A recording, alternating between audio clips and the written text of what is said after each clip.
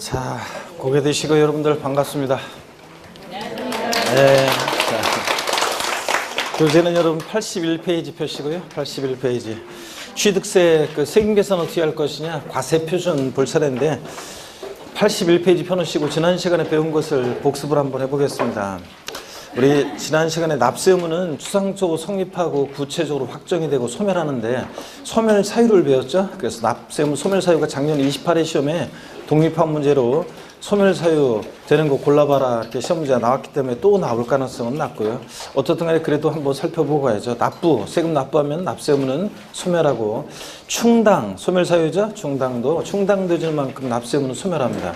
그 다음에 또 부가 철회가 소멸 사유예요. 취소가 소멸 사유예요. 부가권 취소가 소멸 사유죠. 그 취소하면 처음 세금 부과했을 때로 소급해서 효력이 싹 없어지니까 취소 소멸 사유고, 그 다음에 제척 기간 만료, 소멸시효, 완성 5가지가 소멸 사유입니다. 그 다음에 소멸 사유 아닌 거요. 법인의 합병이요. A법인이 세금 낼 게 있었는데 B법인하고 합병했다고 그래가지고 A법인이 세금 납부하는 거 없어진다 그러면 다 그렇게 하겠죠? 그래서 법인의 합병 소멸사유 아니고, 납세자의 사망도 소멸사유 아니죠? 죽었다고 모든 일이 해결되는 게 아니라 상속인에게로 납세 의무가 승계됩니다. 그 다음에 또 부가 철회요. 납세 의무자가 그러니까 과세관청에서 고지서를 보내는데 납세 의무자가 불분명하거나 등등 그래서 고지서가 도달이 안 돼요. 그러면 고지서 보냈던 걸 걷어들여 철회. 그랬다가 주소 확인하거나 그래서 다시 보내니까 부가 철회도 소멸 사유가 아닙니다. 이런 것들. 그 다음에 우리 제척기간이요. 제척기간은 세금 부과의 법정기간을 정해놨습니다. 그 법정기간이 지나가면 자, 세금 더 이상 부과할 수 없죠. 과세권자가. 그래서 제척기간을 두고 있는데 법적 안정성을 위해서요. 자, 지방세 제척기간은요. 자, 어떻게 외웠습니까? 10년, 7년, 5년이요. 그래서 사기쳤다 몇 년? 10년. 무신고? 무신고, 신고기한 내 신고 제출하지 아니했다. 무신고 7년, 기타 5년입니다. 그 다음에 또 일반 양도소득세 같은 국세 제척기간 어떻게 였습니까? 10년, 7년, 5년이요. 그래서 사기쳤다 몇 년? 10년, 무신고 7년, 기타 5년입니다. 그 다음에 상속증여세라든가 부담부 증여시 양도소득세 제척기간 어떻게 였습니까? 15년, 15년, 10년. 그래서 리듬을 타면서 외우시면 되죠. 15년, 15년, 10년. 그러니까 사기쳤다 15년. 무신고 몇 년? 15년. 기타 몇 년? 10년입니다. 상속증여세라든가 부담부 증여시 양도소득세예요. 그래서 부담부 증여시 소득세, 양도소득세는 부담부 증여시 양도소득세는 증여세 규정을 따라갑니다. 그 다음에 소멸시효예요. 세금을 부과할 수 있었음에도 불구하고 국가나 자체가 우리에게 세금을 부과하지 않고 시간이 지나면 시효가 완성하죠. 그럴 때 소멸시효 5억 원 이상의 지방세 소멸시효는 몇 년입니까? 5억 원 이상의 지방세 소멸시효 5년입니다. 지방세는 5억 원 미만이든 이상이든 자, 똑같이 5년이고 5억 원 미만의 국세는 5년, 5억 원 이상의 국세는 10년의 소멸시효가 적용됩니다. 소멸시효에는 민법 총칙에서 여러분 배우다시피 중단과 정지제도가 있어요. 근데 제척기간은 법적 관계를 조속히 안정시키기 위해서 인정되는 도입한 거기 때문에 제척기간에는 중단과 정지제도가 있다 없다? 없다는 거. 이런 것도 여러분이 알아두시고요.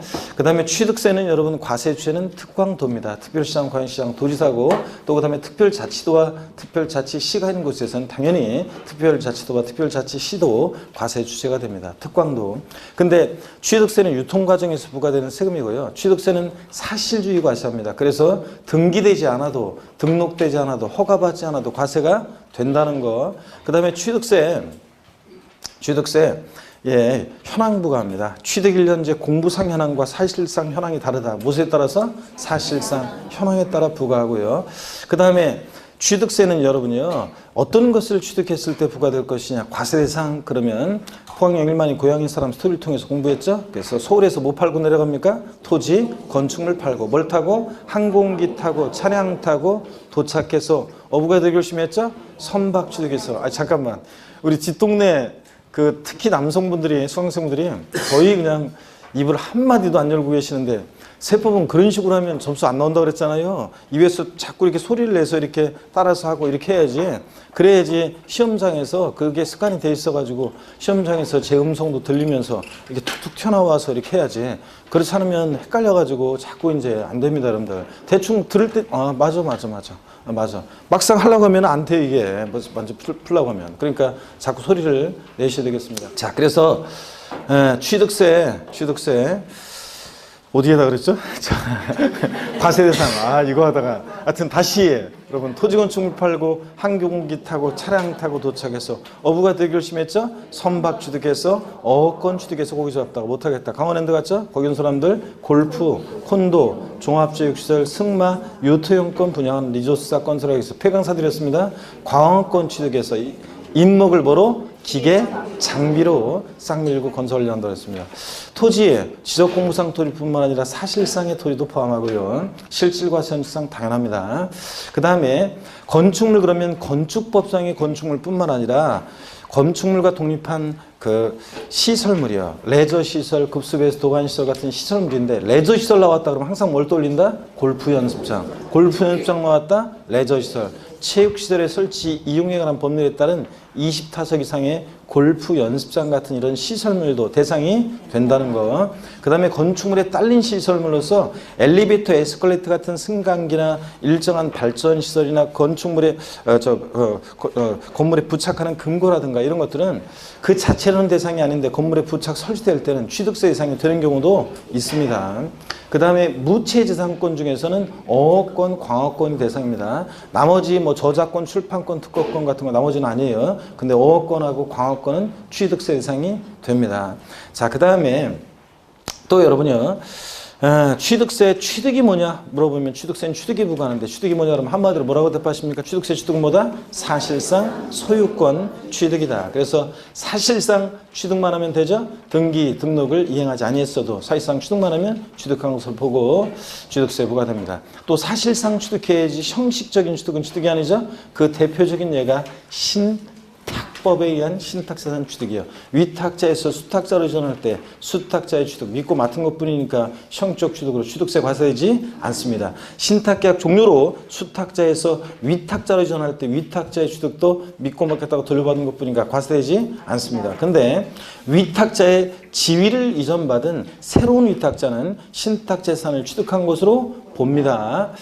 자, 그 다음에 사실상 소유권을 취득해야지 소유권 이해 권리 취득은 취득세가 과세되지 않습니다. 특히 나중에 이제 양도소득세하고 이제 비교해서 이제 여러분 보셔야 되는데 나중에 여러분들이 이제 비교도의 세법 특강을 통해서 이제 특강집에 보면 그런 게 이제 비교되어 있는데 부동산에 관한 권리라고 그래가지고 우리가 양도소득세에서 우리 지난 수업에 공부했던 분들은 양도소득세에서 부동산에 관한 권리 중에서 사용수익에 관한 권리로서 지상권, 전세권, 등기된 부동산 임차권 이런 것들 양도세 대상이죠. 자, 그 다음에 아파트 당첨권, 분양권, 입주권 같은 거 양도세 대상이죠. 왜 입을 딱 벌리고 있나? 아유, 완전히 몰입을 했구나. 몰입을 했어. 좋습니다. 자, 입은 다물고. 자, 그겁니다. 여러분 취득세 그래서 이런 것들이요. 취득세는 소유권을 취득해야지 소유권 이해 권리 있잖아요. 그래서 부동산 임차권, 지상권, 전세권, 뭐 지역권, 아파트 당첨권, 분양권, 입주권 같은 이런 것들 취득세 대상이 아니라는 거. 그 다음에 취득세 취득령은 사실상 취득령과 사실상 취득은 아니지만 취득했다고 간주하는 간주 취득령으로 나눠져요. 그럴 때 사실상 취득령은 원시, 승계, 유상, 무상 취득령으로 나눠지죠. 근데 취득세는 원시 취득했든 승계 취득했든 무상 취득했든 유상 취득했든 일체의 취득을 말합니다. 취득 원인을 불문하고 사실상 취득만 하면 취득세가 과세됩니다. 근데 다만 원시 취득에 과세되지 않는 경우도 있었습니다. 원래 취득세는 원시, 승계, 유상, 무상 불문하잖아요. 근데 원시 취득에 과세되지 않는 경우가 있는데 네 가지 머리 글자를 따서 어떻게 되었습니까? 차, 기, 항, 선. 차량, 기계장비, 항공기, 주문해서 건조하는 선박은 원시 취득은 과세한다 안 한다? 안 하고 승계 취득할 때만 과세한다고 그랬습니다. 그 다음에 또 취득세 이런 사회통념상의 사실상 취득 안 하는데 취득했다가 간주해서 지방세법상 취득세 과세되는 경우가 있는데 토지 지목 변경으로 어떤 일이 있을 때 가액의 증가가 있을 때 단순히 지목만 변경된다고 취득세 부과되는 것은 아니죠. 반드시 가액의 증가가 있을 때 가액의 증가분을 취득했다고 의지합니다. 또 차량 기계장비 선박의 종류 변경으로 어떤 일이 있을 때 가액의 증가가 있을 때 또 건축물 개수 등으로 가액의 증가가 있을 때 가액의 증가를 취득했다고 의제해서 간주해서 취득세 부과됩니다. 또 과점주주란 자가 비상장법인의 과점주주란 자가 주식을 취득해요. 주식은 취득세 대상이 아닌데도 과점주주가 주식을 취득한 비율만큼 그 비상장법인 소유의 부동산 등을 취득했다고 뭐한다? 간주해서 취득세가 부과됩니다. 근데 이때 이 과점주주의 주식 취득이요 반드시 비상장법인이 주식을 취득할 때 납세무가 있는 거지 유가증권시장에 상장한 법인이 주식을 취득할 때 납세무가 없습니다. 비상장법인일 때 과점주가 지멋대로 하니까 독과점 옥자고 소유분산 촉구가 계속 과세합니다. 또 이때 과점주주라고 하면 주주 1인과 그와 친족관계가 있거나 경영지배관계가 있거나 경제적 연관관계가 있는 특수관계가 있는 자들의 주식은 전부 다 합칩니다. 그래서 몇 프로 전체에서 50% 이상의 초과 보유하는 주주들을 말합니다. 딱 100분의 50인 주주는 과점주주가 아닙니다. 초과하는 주주. 자, 그럴 때 이 과점주주의 주식 취득이요. 법인 설립 시에 발행하는 주식을 취득하는 경우에는 취득한 것으로 봐야 취득한 것 보지 않습니까? 보지 않습니다. 법인 설립 시에는 혼자 북치고 장구치고 다 해야 되니까 처음부터 독과점 옥자고 소유분산을 촉구하면 안 되겠죠? 그래서 법인 설립 시에는 납세무가 있다 없다? 없다는 거. 자, 과점주주가 아니었다가요. 최초로 과점주가 됩니다. 자, 법인 설립 시에 40% 주식을 취득했습니다. 40% 주식 취득은 납세무 없어요. 그랬다가 자, 20%를 설립일 이후에 다른 사원이나 주주로부터 증자 등을 통해서 20% 추가 취득해서 60%가 됐습니다. 과세되는 지분비율은 몇 프로? 60% 전체. 과점주가 최초로 되면 된 날 현재 지분율 모두 과세합니다. 과점주가 된 이후에 60%에서 10%를 추가 취득해서 70% 자, 취득하게 됐습니다. 이때 과세되는 지분비율은 몇 프로요? 10%. 과점주가 된 이후에는 뭐만? 증가분만이요. 근데요. 제가 그 문제를 이렇게 이제 다음 주에 문제 지금 제가 이제 추가로 설명드린 내용에 대해서 다음 주에 문제가 나갈 건데 그러다 보니까 그 문제를 보다 보니까 일단 그 좀 추가해서 오늘 하나 더 설명드릴게요. 지난주에 69페이지 있죠? 교재 69페이지 한번 봅니다. 69페이지 설명을 드렸는데요. 69페이지 사례 1번과 사례 2번은 설명을 드렸고요. 그 다음에 동그라미 2번에 그 기존 과점주죠. 그래서 이미 동그라미 2번 69페이지 동그라미 2번이요.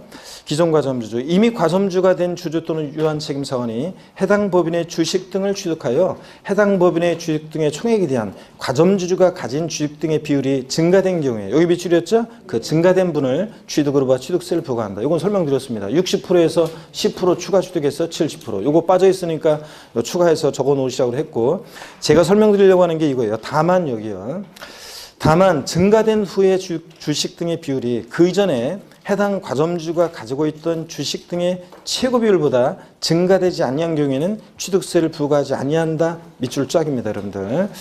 자, 여기 어떤 얘기인지 한번 설명을 드릴게요. 거기 사례 3번을 한번 봅니다, 여러분들. 자, 그래서 요거 밑줄 쫙이고 사례 3번을 봅니다. 설립 당시에는 40%예요. 납세무 있어요, 없어요? 없습니다. 근데 30%를 설립 이후에 다른 사원이나 주주로부터 주식을 취득하거나 증자 등을 통해서 30%를 추가 취득해서 70%가 됐습니다. 그럼 몇 프로 과세합니까? 70% 전체 과세합니다. 과점주 아니었다가 최초로 됐으니까. 그랬다가 70%에서 10% 주식을 양도해 가지고 60% 됐습니다. 당연히 뭐 취득세는 부과되지 않고요. 근데 여전히 과점주주인 상태입니다. 60%에서요 20% 주식을 또 추가 취득합니다. 그래서 80%가 됩니다. 그러면 자 60에서 80% 20% 지분이 증가된 날을 기준으로요. 그 이전에 과점주주였을 때 최고 비율이 70%였다. 70%였다 그러면요. 이때 과세되는 지분 비율은 몇 프로냐 그러면 70%. 과점주였을 때 최고 비율 70%보다 80% 늘어났어요? 안 늘어났어요? 늘어났습니다. 몇 프로요? 10%. 그러면 늘어난 10%만 납세무가 있습니다. 어떤 얘기냐면 여러분 주식은 증감 변동하잖아요. 그럼 보세요. 주식은 계속 뭐 오늘 뭐 팔았다가 내일 사고 팔았다가 사고 파고 막 이렇게 하는 건데 증감 변동하는 게 특징인데 그러면 팔았다가 자 과점주주인 상태에서 주식이 늘어나면 과세 팔았다가 사면 취득세. 그러면 안 되잖아요. 그러면 계속 취득세만 내다 판나지. 그러니까 자, 최고 비율, 그 이전에 최고 비율 70% 요거보다 늘어난 것만 과세하겠다는 얘기입니다. 왜냐면 70% 이미 과세했잖아요. 그죠? 그래서 자, 최고 비율 60에서 80%, 20% 지분이 늘어났을 때 20%를 과세하는 것이 아니라 이 지분이 늘어난 증가된 날을 기준으로 그 이전에 과점주의였을 때 최고 비율 70% 그러면 그 최고 비율보다 늘어난 것만 과세합니다. 그래서 70에서 80 늘어난 몇 프로? 10%만 과세합니다. 근데 사례 4번을 봅니다. 설립 당시 50% 납세무 있어요? 없어요? 없습니다. 설립 시는 납세무 없어요. 그랬다가 30%를 추가 취득해서 80%가 됐습니다. 딱 50%는 과점주의 아니에요. 아니죠? 과점주의 아니었다가 최초로 됐으니까 80% 모두 과세합니다. 표를 보는 방법 알겠습니까, 여러분? 그랬다가 자, 주식 20%를 양도해서 60%로 줄었어요. 그랬다가 60에서 10%를 또 추가 취득합니다. 그러면 10% 지분이 증가된 날을 기준으로 그 이전에 과점주주였을 때 최고 비율 몇 프로입니까? 80%. 자, 에서 70%가 됐어요. 늘어났어요? 안 늘어났어요? 안 늘어났습니다. 최고 비율보다 증가가 없으니까 이때 납세무가 있다 없다? 없다는 얘기입니다. 자, 그러면 몰아서 요새를 몰아서 동그라미 3번까지 계속 보겠습니다. 재차 과점주주요. 이거는 과점주주였다가 아니게 됐다가 다시 되는 거예요. 위에 있는 사례 3번과 4번은 계속 과점주주인 상태에서 주식이 증가 변동하는 거고, 자, 동그라미 3번 재차 과점주주는 과점주주였다가 아니게 됐다가 다시 되는 건데요. 자, 봅니다. 과점주주였으나 주식 등의 양도 해당 법인의 증자 등으로 과점주주에 해당하지 아니하게 됐다가 해당 법인의 주식 등을 취득하여 다시 과점주가 된 경우에는 밑줄입니다. 다시 과점주가 된 당시 주식 등의 비율이 그 이전에 과점주가 된 당시 주식 등의 지분 비율보다 증가된 경우에만 자, 그 증가분을 자, 만을 취득으로봐 취득세를 부과한다. 밑줄 짝이고 증가분 여기 포인트입니다. 그럼 사례 5번을 보도록 하겠습니다. 사례 5번을 보시면 설립 당시 40%입니다. 납세무 없죠, 설립 시는? 그랬다가 20%를 추가 취득해서 60%가 돼요. 과점주주 아니었다가 최초로 됐어요. 그러니까 어떻게 합니까? 전체 과세합니다. 60%. 그랬다가 자 20%를 양도했어요. 그래서 줄었습니다. 과점주가 아니게 됐죠? 40%니까. 그랬다가 다시 30% 주식을 취득해서 70%. 다시 과점주가 됐죠? 과점주주였다가 아니게 됐다가 다시 된 경우입니다. 이때는 과점주주였을 때 비율 60%와 다시 된 비율 70%를 비교해요. 60에서 70%. 몇 프로 늘어났어요? 10%. 그 증가분만을 과세합니다. 그래서 10% 납세무가 있는 거고요. 사례 6번을 볼게요. 설립시 40%. 역시 설립시 주식취득은 납세무가 없고 30% 자 늘어났습니다. 설립일 이후에. 그래서 70%가 됐습니다. 과점주 아니었다가 최초 됐으니까 몇 프로? 70% 전체 과세하고. 그랬다가 주식을 25% 양도해서 45% 과점주가 아니게 됐어요. 그랬다가 주식도 15%를 추가 취득해서 60% 다시 과점주가 됐어요. 과점주주였다가 아니게 됐다가 다시 됐을 때는 과점주주였을 때 비율 몇 프로예요? 70%와 다시 된 비율 60%를 비교합니다. 증가가 있어요? 없어요? 없으니까 이때 납세무가 있다 없다? 없다는 얘기입니다. 이렇게 해서 여러분들 설명을 다 드렸습니다. 자, 이렇게 해서 이런 내용도 추가해서 말씀을 드렸고요. 다음 주에 이제 제가 오늘 설명드린 요 내용이 이제 응용해서 또 문제를 통해서 다음 주에 문제를 받아볼 것이고, 지금 우주선다로 세법 문제 나가고 있는데 반드시 문제를 풀어보셔야 됩니다. 쉬는 시간이라도 반드시 지난주에 배운 거 꼭 문제를 풀어보시고요. 70일, 그리고 이제 계속 저를 봅니다. 그래서 고개를 드시고요. 그 다음에 우리가 취득세 납세무자를 배웠어요. 취득세 납세무자 시험에 나온다고 그랬어요? 안 나온다고 그랬어요? 나온다고 그랬습니다. 자, 그래서 나온다고 그랬는데, 제가 나온다고 이렇게 계속 얘기하는 것은 뭐 거의 뭐 90% 이상은 시험에 나옵니다, 여러분들. 올해 거의 나온다고 보시면 되고. 그러면 자, 취득세 납세무자는 고개를 드시고요. 원칙적으로 등기등록을 이행하지 아니했어도 취득세 상물권을 사실상 취득한 자입니다. 공부상 취득자가 아니고 등기등록과 무관하게 사실상 취득한 자입니다. 물론 차, 기, 항, 선의 경우는 원시 취득자는 납세무자가 되지 않습니다. 승계 취득자만이 납세무자가 된다. 이런 거. 그 다음에 취득세요. 상속으로 취득한 자산에 대한 취득세 납세무자는 누가 납세무자입니까? 상속인 가운데 상속 지분이 가장 높은 자. 아니에요? 주된 상속자. 아닙니까? 그러면 누굽니까? 상속인 각자가 납세무자입니다. 자, 그럴 때 공동상속의 경우에 공동상속인들은 취득세 납부에 대해서 연대 납세무가 있어요, 없어요? 있다는 거. 자, 그 다음에 건축물의 조작 설비, 부대 설비에 속하는 부분으로서 주체 구조와 효용 가치를 이루면서 일체가 되는 것에 있어서요. 주체 구조부 취득자 이외자가 이런 것들을 가설했을 때, 자, 주체 구조부 취득자 이외자가 가설했을 때 주체 구조부 취득자가 함께 취득한 것으로 본다. 이렇게 법령이 되어 있어요. 그 말은 예규에서 누굴 납세무자로 한다? 주체 구조부 취득자, 건물주가 납세무자지 가설한 자가 아니라고 그랬습니다.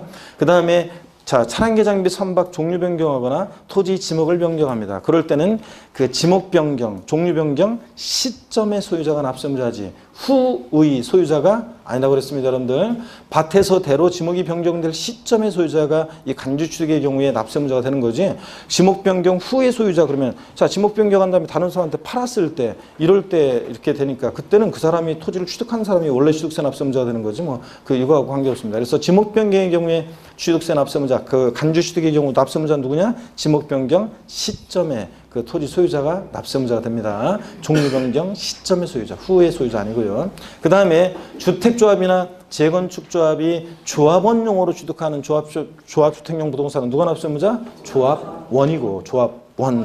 그 다음에 조합원에게 귀속되지 않은 부동산은 제외한다. 법령이 그렇게 되어 있어요. 그러면 조합원이 납세무자가 되는 것에서 제외하는 거니까 비조합원용 부동산은 누구? 조합이 납세무자가 됩니다. 그 다음에 또요, 배우자 또는 아니구나, 한 가지 더. 외국인 소유의 취득세 대상 물건을 국내 대여시설 이용자에게 대여하기 위해서 수입할 때 대여시설 이용자예요? 수입하는 자예요? 수입하는 자는 납세무자입니다. 대여시설 이용자 아닙니다. 그 다음에 자, 또 중요한 건 이제 배우자 또는 고개를 드시고 배우자 또는 직계존비 속에 부동산을 취득했다 그러면 원칙적으로 유상으로 취득한 것으로 봐요? 유상으로 취득한 것으로 추정해요? 증여받아 취득한 것으로 봐요? 증여받아 취득한 것으로 추정해요? 네? 증여받아 취득한 것으로 추정한다요? 봅니다. 양도소득세는 추정이고요. 취득세에서 무조건 본다예요. 자, 그래서 간주한다, 본다입니다. 그래서 원칙적으로 증여받아 취득한 것으로 봅니다. 대관계 인정할 수 없으니까. 근데 대관계 있다는 것이 입증되는 경우에는 자, 유상 취득한 것으로 보는 경우도 있습니다. 사과 같은 내 얼굴이구만. 자, 그래서 유상 취득한 것으로 보는데 어떤 경우냐?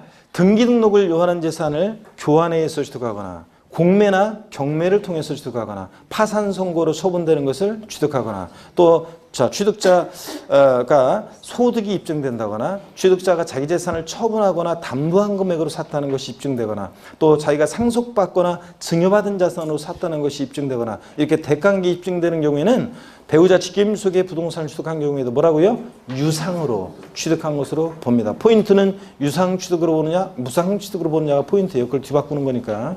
그 다음에 자, 우리가 부담부 증여도 배웠습니다. 자, 일단 배우자 직계존비속 이외에 부담부 증여입니다. 일반적인 부담부 증여의 경우에 배우자 직계존비속 이외자 간의 부담부 증여의 경우에는 자, 채무액 상당액, 수증자가 인수하는 채무액 상당액 5억짜리 토지 증여하는데 3억 원의 저당권 설정됐을 때 수증자가 알아서 내가 알아서 갚을게 3억 원 채무를 인수하기로 했을 때 자, 수증자가 인수하는 채무액 상당액은 뭐라고요?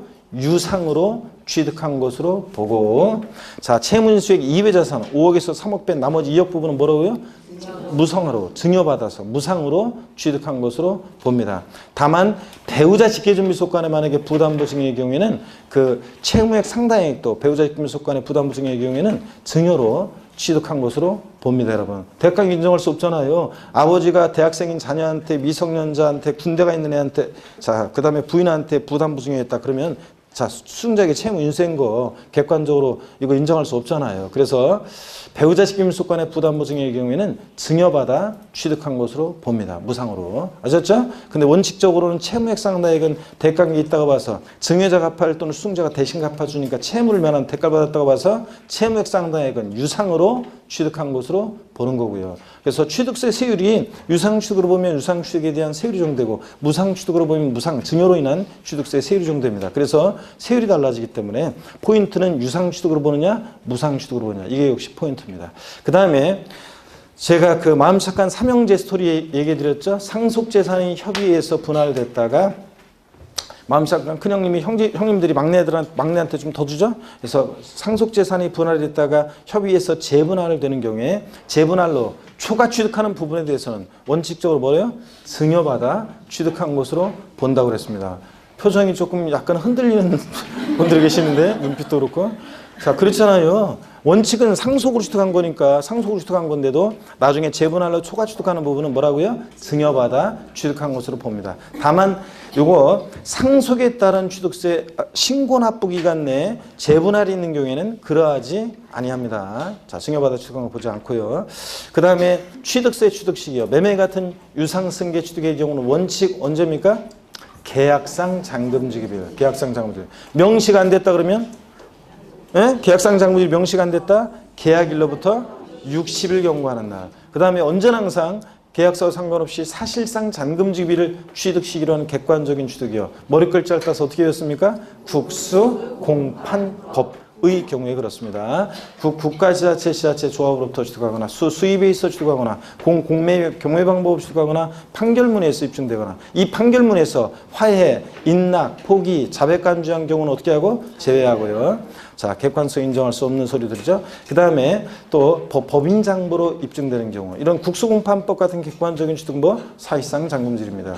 이런 날 이전에 등기를 먼저 하면 언제고요? 등기일이 빠르면 등기일이고요. 연부 취득의 경우에 취득세상 취득 시기는 자, 취득가격 50만 원 이하 면세점 적용되는 경우를 제외하고 연부 취득의 경우에 취득세상 취득 시기는 원칙적으로 계약상 연부금 지급일입니다. 그죠? 아닙니다. 사실상 연부금 지급입니다. 계약서와 상관없이 사실상 매매 지급 때는 사실상 연부금 지급을 취득시로 하고 계약상 아니라고 그랬습니다. 그 다음에 증여 같은 무상 취득은 원칙 언제입니까? 증여는 낙성분류식 뭐? 계약이라고 그랬잖아요. 그래서 증여 같은 무상 취득은 언제? 계약일. 상속으로 취득했을 때는 상속계실. 유증으로 취득하면 유증계실을 취득시로 합니다. 이런 날 이전에 등기를 먼저 하면 등기일이고요. 다 등기일이 빠르면 등기일입니다. 자, 계약 해제도 공부했어요. 작년 시험에 나왔던 건데 정답순으로. 유상 취득이든 무상 취득이든 똑같아요. 자, 유상 취득이든 무상 취득은 똑같이 등기 등록하지 아니하고 이게 포인트예요. 등기 등록하지 아니하고 취득일로부터 60일 이내에 계약 해제가 있고 해제된 사실이 화해 조서 등으로 입증이 되면 취득한 거로 보지 않습니다. 안 냈으면 낼 필요 없고 댕겼으면 돌려줍니다. 근데 등기 등록이 된 경우에는 계약을 해제하고 입증이 되더라도 취득한 것으로 본다는 거. 그래서 작년 시험에는 맨날 얘기했던 거 이것도 자, 시험 막판까지 계속 했던 건데 역시 나온 거고. 그러니까 수업 시간에 잘 듣고 수업 시간에 충실히 이렇게 수업을 듣고 그런 사람이면 아무리 지문이 길게 나오고 그래도 아무리 저기 해도 다 이런 것들 그 시험장에서 다 그 생각이 나고 다 배운 것들이에요. 그래서 작년에 이것도 시험이 어떻게 나올지를 다 평상시에 이렇게 다 알려줬는데도 등기한 후 만약에 등기한 후 등기가 된 경우에는 계약일로부터 60일에 계약 해제가 되고 입증이 된 경우에 취득한 걸 보지 아니한다. OX. X입니다. 등기가 된 경우에는 계약을 해제하고 입증이 되더라도 취득한 것을 보지 아니한다. OX. X입니다. 등기가 된 경우에는 취득한 것으로 본다. 이거. 자, 맨날 했던 거고요. 계약 해제, 유상취득이나 무상취득이나 똑같습니다. 자, 그러면 마지막으로 질문 드리겠습니다. 오늘 문제가 그 문제가 있을 건데 자, 절 보세요.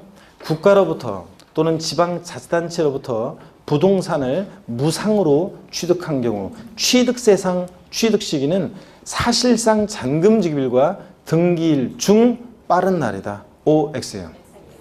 자, 응용력을 좀 발휘해 보세요. 자, 국가로부터 또는 지방자치단체로부터 부동산을 무상으로 취득한 경우 취득세상 취득 시기는 사실상 잔금지급일과 등기일 중 빠른 날이다. OX요. OX. 에? 왜 대답 안 해? OX. 왜 대답 안 하냐니까? 왜 대답 안 해? 둘이는. 했어? O예요, X예요. X? 네, 자, 여러분 유상승계 취득일 때가 국수공판법 사실상 잔금지급이고 등기일이 빠르면 등기일이니까 중빠른 날이지. 제가 뭐라고 그랬어요? 무상 취득했다고 그랬잖아요. 국가는 자체로부터 무상으로 취득했는데 잔금을 왜 치러요? 무상 취득이니까 계약일입니다. 계약일과 등기일 중 빠른 날이다. 이렇게 돼 있어야 됩니다. 아시겠습니까, 여러분? 그런 거. 자, 오늘 드디어 이제 과세 표준입니다, 여러분. 자, 81페이지입니다. 복습 시간이 굉장히 길었습니다, 오늘. 자, 81페이지 봅니다. 자, 81페이지 한번 보겠습니다. 제5절 과세 표준인데요. 취득세 과세 표준. 자, 세금 계산 어떻게 할 것이냐. 자, 한번 보겠습니다. 이런 얘기입니다. 처음 오신 분들을 위해서 조금 더 설명을 좀 시간은 없지만 한번 설명을 드리면, 자, 우리 세금 계산은 이렇게 하죠. 과세 표준이라는 거 있잖아요. 요 과표라는 게 결정이 되면 곱하기 세율이죠. 그래서 우리가 산출세액을 구합니다. 자, 그럴 때 지방세나 국세나 세금 계산 이렇게 한다고 그랬어요. 자, 기초이론에서도 말씀드렸던 거고. 근데 요 과세 표준이라는 거 세금 계산의 기초가 되는 가액이나 수량인데, 요 과세 표준이 취득세 같으면 과세 표준이 취득 가격이고요. 취득하는 가격이 과세 표준입니다. 그래서 취득세는 취득하는 가격, 그 물건의 가격에다가 곱하기 세율입니다. 등록면허세는 부동산 등기할 때 원칙적으로 그 등기하는 부동산 가액이 과세 표준이 됩니다. 물론 등록면허세는 뭐 건수 같은 게 과세 표준이 되기도 하고 채권 금액이 과세 표준이 되기도 하지만 원칙적으로 부동산 가액이요. 재산세는 과세 표준이 재산 가액입니다. 그 보유하는 재산 가액이 과세 표준이 됩니다. 자, 그럴 때 여기다 곱하기 세율인데, 취득세나 등록면허세는 요 과세 표준을 누가 결정하느냐 그러면, 취득세는 신고 납부하는 세금이니까 누가 결정합니까? 납세 의무자가 결정합니다. 자, 납세 의무자가 요거 결정합니다. 신고 납부하니까. 자, 근데 재산세는 보통 징수하는 세금이니까 누가요? 관청이, 관청, 세무공무원이 과세 주체가 이것을 결정합니다. 자, 그랬을 때 여러분요, 그랬을 때 취득세나 등록면허세는 일반적 거래의 경우에는, 일반적인 거래의 경우에 취득세 과세 표준은 어떻게 결정되냐 그러면, 원칙적으로 납세의무자가 있잖아요. 신고하는 가액인데, 다만 취득세는 과세 표준이 결정적으로요, 취득 당시 가액이에요. 취득할 당시 가액이 과세 표준인데, 정확하게 얘기하면 취득할 당시에, 취득 당시에 그 신고하는 가액이 과세 표준입니다. 신고하는 가액. 그래서 나 어떤 부동산 1억 원에 취득했다. 그 취득한 그 신고한 가격 1억 원 곱하기 세율이에요. 근데 예외적으로 자, 지방세 과세 시가 표준액이 과세 표준 금액이 되는 경우도 있습니다. 시가 표준액. 자, 오늘은 뭐 자세히 설명하지 않겠습니다. 용어 설명은. 시가 표준액이라는 게 뭐냐? 국세에서는 뭐라고 하냐면 기준시가, 지방세에서 뭐라고 합니까? 시가 표준액이라고 합니다. 우리가 공시가격이라는 말 들어보셨죠? 처음 오신 분들은 공시가격은 자, 국세에서는 기준시가라고 하고, 공시가격을 우리가 지방세에서는 시가 표준액이라고 합니다. 그래서 시가 표준액이라는 것은 지방세를 과세할 때 그 물건에 대한 기준이 되는 가격입니다. 항상 지방자치단체장은 무엇으로 세금을 계산한다? 시가 표준액으로요. 여러분 집에 재산세 고지서 날라옵니다. 도대체 광명시장은 무엇을 근거로 여러분 집에 대해서 재산세를 계산하느냐? 무엇을 근거로 계산해요? 시가 표준액. 그래서 이 시가 표준액이라는 것이, 토지는 개별 공시지가를 말하고 주택은 개별 주택 가격이나 공동주택 가격을 우리가 말합니다. 자, 그랬을 때, 자, 시가 표준액이요. 더 이상 용어 설명 드리진 않고 이렇게만 하겠습니다. 공시가격, 지방세 과세할 때 물건에 대한 기준 가격입니다. 시가 표준액인데, 시가 표준액이 과세 표준 결정되는 경우도 있습니다. 어떤 경우에 그러냐면요, 납세의무자가 뭐 하는 경우? 무신고예요. 신고하지 않는 경우예요. 납세의무자가 신고하지 않으면, 취득세처럼 신고 납부하는 세금은 1차적으로 납세의무자가 과표 결정하는데 신고를 안 해? 그럼 그대로 끝나는 게 아니죠? 지자체장이 다시 과표 결정합니다. 무엇으로 결정한다? 항상 지자체장은 시가 표준액으로 다시 과표 결정합니다. 그 다음에 또는 납세의무자가 신고했는데 신고서에 신고 가액에 표시가 없는 경우도 똑같습니다. 또는 납세의무자가 신고했는데 신고한 가액이 지방세 과세 이 시가 표준액이에요. 미달하게 신고되는 경우도 그렇다고 그랬습니다. 그래서 우리가 소위 시가라는 가격대가 이 정도 가격대에 있으면 지방세 과세 시가 표준액 공시가격은 이거 다 설명드렸던 겁니다. 시가 표준액은 시가의 7, 80% 선에서 결정된다고 얘기하는데 실제적으로는 45%에서 65% 선에서 결정되는 게 대부분입니다. 그래서 여러분 집 의심스러우면 여러분 집에 대해서 그 작년 재산세 고지서 날라왔던 거 그거 한번 보셔도 되고, 또 여러분들 그 광명시청 홈페이지 들어가셔가지고 여러분 집에 대해서 공시가격 한번 열람해 보시면 여러분 집에 대해서 우리 집 시세가 요새 5억이다 그러면 공시가격 열람해 보면 한 2억 5천, 2억 8천, 2억 4천 막 이렇게 돼 있습니다. 그죠? 네, 그래서 자, 이런 게 일반적입니다. 근데 어떤 사람이 신고했는데 취득했다고 신고한 가격이 지방세 과세 시가 표준액보다 미달하게 신고가 되면, 자, 그러면 자, 보세요. 그러면 이 신고한 가격에 대한 객관적인 입증이 없는 한은 과세권자는 이렇게 생각합니다. 뭐야, 시가 7, 80% 선에서 결정된 게 시가 편익인데 이거보다 더 낮게 신고해? 그러면 불성실 신고했다고 봐가지고 지자체장이 다시 세금 계산합니다. 무엇으로? 시가 편익으로. 그 얘기입니다. 자, 그래서 요까지 얘기를 다시 한번 사례로 한번 보시면 이런 거라고 그랬습니다. 갑과 을이 부동산을 거래했어요. 자, 그러면 거래했는데 이 부동산에 대한 지방세 과세 시가 편익이 예를 들어서 1억 원짜리입니다. 근데 을이 취득했다고 신고한 가액이 1억 2천만 원입니다. 자, 취득세 과세 표준 금액은 얼마인가? 얼마를 과세 표준으로 해야 됩니까, 을은? 예? 취득세 계산할 때 어떤 걸 과세 표준 금액으로 합니까? 예, 1억 2천이요. 그렇습니다. 원칙 취득세는 취득 당시 신고하는 가액이 과세 표준되니까 자, 신고하는 가액 곱하기 세율에서 세액 계산하면 됩니다.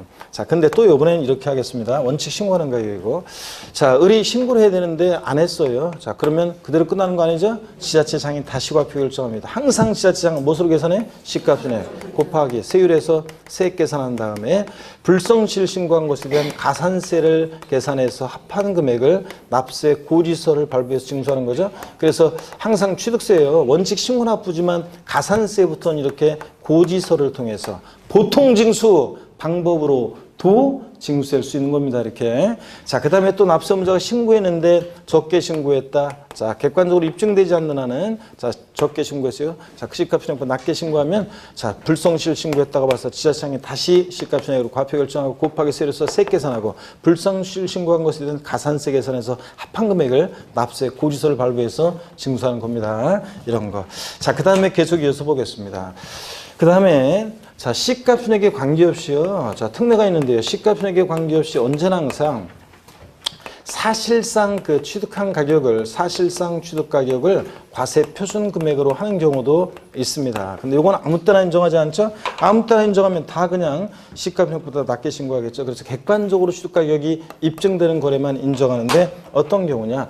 국가나 지자체의 조합으로부터 취득하거나, 그죠 여러분들? 그 시가편액 1억짜리를 국가나 지자체로부터 내가 7천만 원이 취득했어요. 객관적으로 입증이 돼야 한대요. 되잖아요. 공무원들이 다 적어놨을 거니까. 그때는 시가편액이 미달하더라도 7천만 원을 과세 표준 금액으로 합니다. 수입에 의한 취득, 수입신고 필증에서 입증이 되잖아요. 공매나 경매 방법으로 취득하는 경우요. 그래서 시가편액이 1억짜리 부동산인데 이 부동산이 공매나 경매에 넘어갔다. 그래서 그 경락된 가격이 만약에 7천만 원이다. 취득세 과세 표준 금액은 얼마인가? 얼마를 과세 표준합니까? 이 경락된 가격을 과세 표준합니다. 그 다음에 또 판결문에 의해서 입증되는 경우 취득 가격이요. 민사소송이나 행정소송에서 확정된 판결문을 의미합니다. 자, 근데 이 판결문에서 제외되는 경우가 있습니다. 단 판결문에서 제외되는 경우, 단 화해조서라든가 화해조서, 인락조서, 포기조서, 화해, 인락, 포기, 자백간주에 의한 이런 경우는 이 판결문에서 어떻게 합니까? 제외합니다. 얘네들은 정식 재판 전에 또는 중에 조정하는 절차 속에서 나온 거니까 객관성이 있다 없다? 없다. 그래서 자, 여기 봅니다. 화해 조서상으로 입증되는 가격이, 화해 조서상으로 입증되는 가격이 시가편액에 미달하는 경우에도 화해 조서상 입증되는 가격을 취득세 과세 표준 금액으로 한다. OX예요. X입니다. 화해 조서상으로 입증되는 가격 시가편액에 미달하면 뭘 과세 표준한다? 시가편액으로 합니다, 여러분. 자, 이런 얘기. 그 다음에 법인장부에 의해서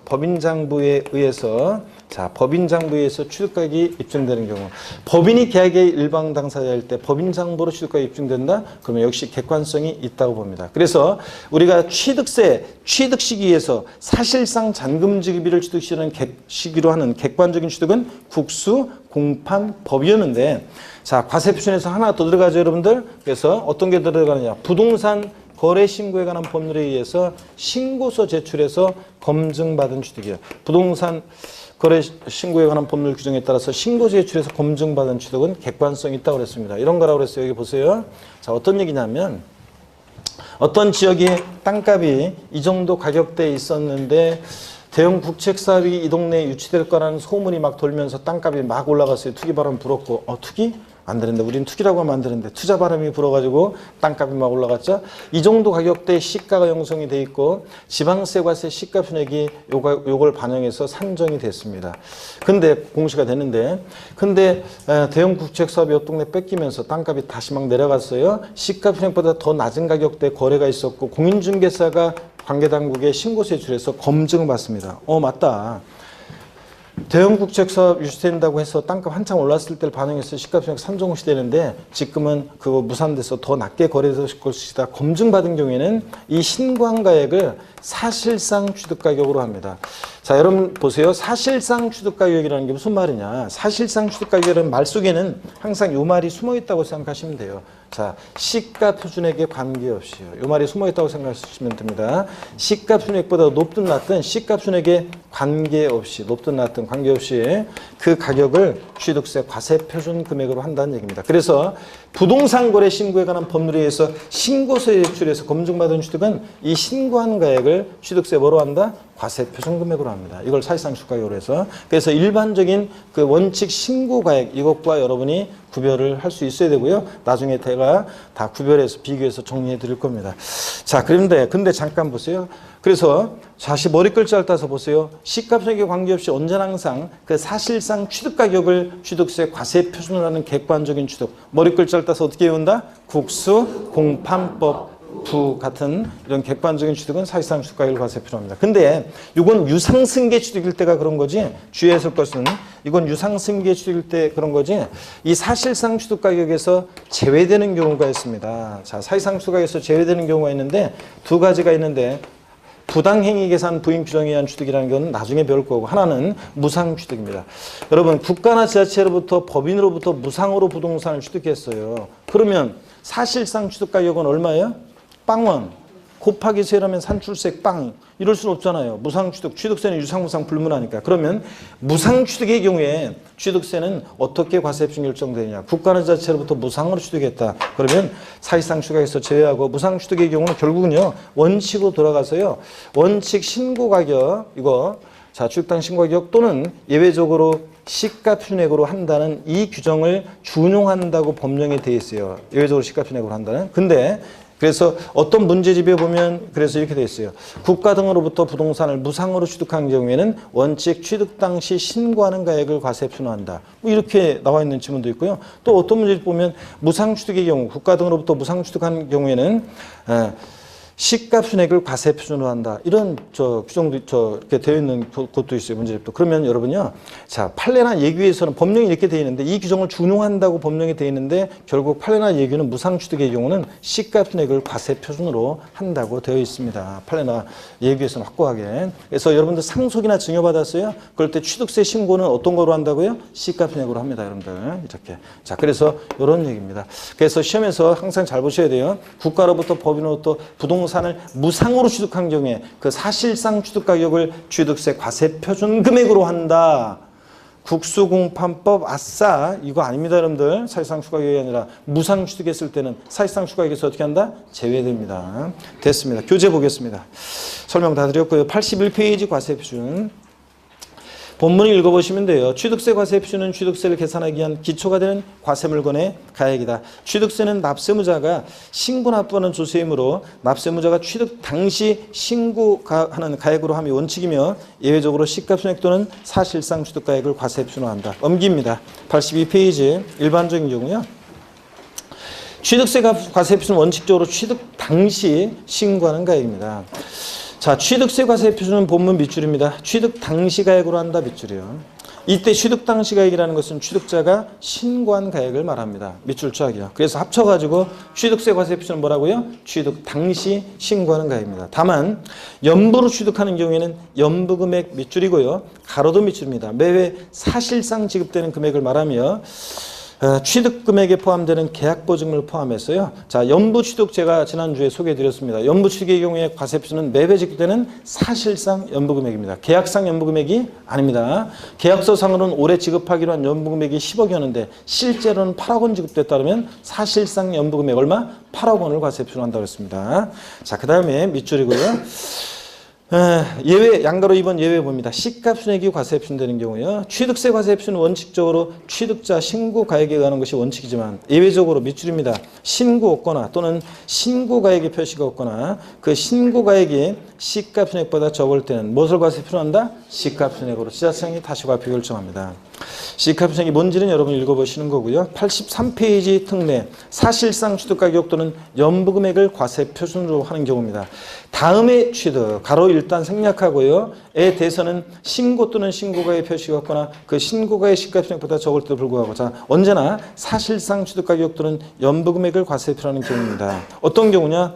동그라미 1번 국가, 지자체, 지자체 조합으로부터 취득 9개 동그라미, 외구로부터 수입에 의한 취득 수의 동그라미, 공매 방법에 의한 취득 공의 동그라미, 경매는 안 되나요? 경매도 포함입니다. 공의 동그라미, 판결문 판의 동그라미, 법인장부 법의 동그라미에 의해서 취득가액이 증명되는 취득. 5번 부동산 거래 신고에 관한 법률 부의 동그라미, 신고 제출에서 검증받은 취득입니다. 머리글자를 따서 어떻게 외운다고요? 국수, 공판법, 부 같은 이런 객관적인 취득은 사실상 취득가격으로 합니다. 다시 올라가셔가지고 자, 맨 꼭대기 다음에 취득에서 가로 밑줄입니다. 증여기부 그 밖에 무상취득 및 소득세법 규정에 따른 자 부당행위 계산 부인 규정에 의한 거래로 인한 취득은 제외한다 밑줄이요. 부당행위 계산 부인 규정에 의한 취득이 뭔지는 나중에 배워요. 양도소득세에서. 지금은 그냥 하여튼 부당하게 계산됐으니까 사실상 가격을 인정할 수 없겠죠. 또 무상취득은 사실상 수가에서 어떻게 한다? 제외한다는 거. 그래서 유상취득인지 무상취득인지 잘 보셔야 되고요. 보충 내용에 판결문이란 민사소송 및 행정소송이 석정된 판결문으로 하며 여기 밑줄입니다. 화해, 포기, 인락, 자백간주한 경우는 판결문에서 어떻게 한다? 제외합니다. 그래서 객관성 없다는 거. 그 다음에 2번, 3번 읽어보시고요. 자, 그 다음에 용어정의 부당행위 계산 부인이 뭔지는 나중에 배웁니다. 읽어보시고. 보충 내용 사실상 취득가격 범위 27회 시험 때 독립화 문제로 나왔고요. 24회 시험 때도 나왔고 22회 시험 때도 나왔고 그래요. 근데 취득세 사실상 취득가격을 취득세 과세 표준으로 할 때 자 국수공판법 부 같은 여기 봅니다. 사실상 취득가격을 취득세 과세 표준으로 하는 경우에 있어서 도대체 사실상 취득가격이라는 게 뭐냐? 이 사실상 취득가격의 범위에 포함되는 게 있고 포함되지 않는 게 있어요. 그래서 시험에서 사실상 취득가격에 포함되는 거 포함되지 않는 것을 가끔씩 물어보는데요. 이거 5, 6월 달에 알려드리겠습니다. 5, 6월 달에 제가 알려드릴게요. 자, 똑같이 돼 있어요. 저의 그 요약집에도. 그래서 요거 5, 6월 달에 알려드립니다. 자, 어디로 가냐면 84페이지 양가로 4번입니다. 지난 순환에도 소개해드렸던 건데 부동산을 취득할 수 있는 권리 특례 이렇게 돼 있습니다. 자, 부동산을 취득할 수 있는 권리라는 게 뭐냐면요.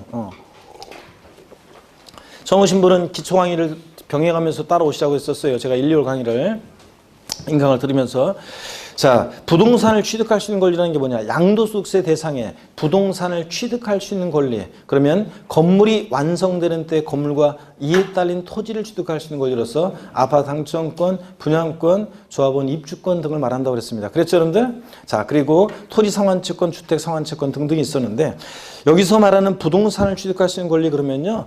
우리는 아파트 분양권을 여러분이 떠올리시면 되겠습니다. 자, 그럼 한번 보겠습니다. 분양권을 염두에 두고 읽어보시면 돼요. 부동산을 취득할 수 있는 권리를 타인으로부터 이전받은 자가 위 양가로 3의 어느 하나에 해당하는 방법으로 부동산을 취득하는 경우로서 법인으로부터 취득하는 경우에요. 등으로부터 취득하는 경우로서 해당 부동산 취득을 위해서 지출하였거나 지출할 금액의 합이 분양 공급 가격보다 낮은 경우에요. 그래서 밑줄은 해당 부동산 취득을 위해서 지출하였거나 지출할 금액의 합이 분양 가격이나 공급 가격보다 그 아래줄 낮은 경우에는 부동산 취득자의 실제 지출 금액을 기준으로 산정한 취득가액을 과세 표준한다. 포인트는 실제 지출 금액을 기준으로 산정한 가액을 과세 표준한다는 게 여기가 포인트입니다. 자, 무슨 얘기냐면 이 규정이 26회 때 시험 때 2016년도에 이게 이제 중반에 신설이 된 규정인데 재작년에 여러분 잘 보세요. 재작년에 이게 신설이 된 규정인데 요거 나오기 전에는 어떻게 했었냐면 우리가 아파트를 분양받았어요. 그러면 그 최초 분양자는 취득세로 과세 표준은 취득세는 어떻게 계산되냐면 분양 가격으로 취득세가 계산돼요. 최초 분양자는 거기다가 거기다 플러스 되는 비용이 있긴 있지만 어떤 원칙적으로 이렇게 분양 가격을 취득세 과세 표준합니다. 근데 여러분 있죠? 거기다 비용 이제 플러스하는 거고 하여튼 분양 가격을 기준으로 해요. 최초 분양자는. 근데 분양 받으셨던 분들 법무사를 통해서 했으니까 여러분들이 뭐 잘 관심 안 뒀겠지만 분양 가격으로 합니다. 근데 여러분요. 그 분양권을 이전받은 자예요. 부동산을 취득할 수 있는 권리를 이전받은 자. 그러니까 분양권을 산 사람 있죠? 그 산 사람은 취득세를 신고할 때 여태까지 어땠냐면요. 분양가격보다 만약에 프리미엄이 붙어 있어요. 5천, 8천, 1억 프리미엄 붙어 있으면 그 프리미엄 붙은 가격으로 분양가격에다가 프리미엄 붙은 가격으로 취득세를 이제 신고하도록 했었어요. 그랬는데 만약에 나중에 분양가격보다 만약에 마이너스로 떨어졌어요. 우리 마이너스 P 붙는 지역 있잖아요. 그 마이너스 P 붙는 지역은 또 분양가로 취득세를 신고하라고 그랬어요. 이런 XX잖아요. 아니 여태까지 관청이 그랬다니까요. 예전에는 분양가격보다 프리미엄 붙어 있으면 프리미엄 붙은 가격으로 실제 지출한 금액으로 취득세를 신고하라고 그랬어요. 그런데 분양가격보다 만약에 마이너스 떨어졌을 때는 그럴 때는 분양가격으로 또 취득세를 신고하라고 그랬어요. 불합리하잖아요. 그래가지고 방송에도 나오고 문제가 된 적이 있어요. 방송에도 막 나오고 그래가지고 그 중간에 바꿨어요. 여론을 반영해가지고 바꿔가지고 자 실제 지출한 금액이 분양가격이나 공급가격보다 낮은 경우에는 어떤 걸 과세 표현한다고요? 실제 지출한 금액이요. 시험에서 바꾼다 뻔하지 뭐. 우리는 수험생이니까 이걸 시험에 나오면 어떻게 나올지 어떻게 나오면 어떻게 맞힐지만 생각하면 되지. 바꾸면 뻔하지 뭐. 실제 지출한 금액이 분양 가격이나 공급가격보다 낮은 경우에도 분양 가격이나 공급 가격을 취득세 과세 표준 금액으로 한다. 이게 바꾸겠죠? 아니고 뭐라고요? 실제 지출한 금액으로 합니다. 됐고요. 이 간주 취득 등에 대한 과세 표준 처음으로 배우는데 한번 봅니다. 의제 취득, 간주 취득의 경우에 취득세 과세 표준 어떤 걸로 할 거냐 그런 얘기예요. 아이고 시간이 이렇게 됐네. 자, 무조건 쉬도록 하겠습니다. 자, 잠깐 쉬었다가 이어서 보겠습니다.